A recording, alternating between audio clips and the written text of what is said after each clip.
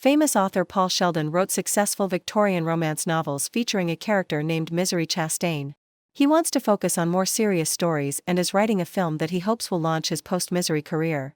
While traveling from Silver Creek, Colorado to his home in New York, Paul is caught in a snowstorm and crashes his car. A nurse named Annie Wilkes finds him and brings him to her remote home. Pavalli regains consciousness and finds himself in bed with broken legs and a dislocated shoulder. Annie says she is his #1 fan and offers to look after him until phone lines are reconnected and local roads reopen after the blizzard. Annie's slightly disturbing behavior emerges when she reads the latest Misery novel and discovers that Misery dies at the end. He gets angry and reveals that he never told anyone that he saved Paul and held him prisoner.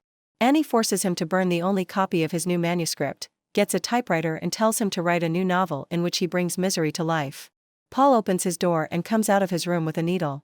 He starts stocking up on his painkillers and tries to drug Annie, but his plan fails. He finds a scrapbook from his past and learns that he was tried for the deaths of several babies in the hospital where he worked. The trial collapsed due to lack of evidence.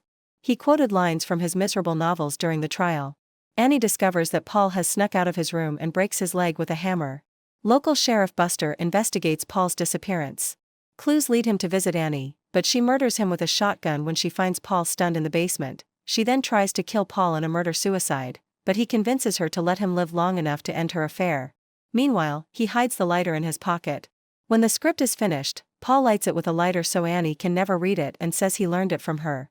They engage in a violent struggle and Paul is shot.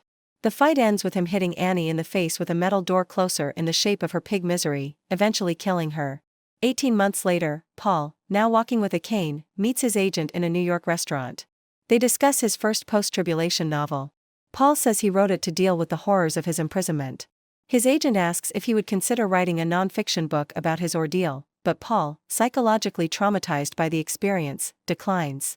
A waitress approaches him and he realizes for a moment that she is Annie. The waitress then says that she is his #1 fan, prompting Paul to humbly reply, "That's very sweet of you. Thanks for watching." Comment down below what movie I should do next. Don't forget to like, comment and follow the page.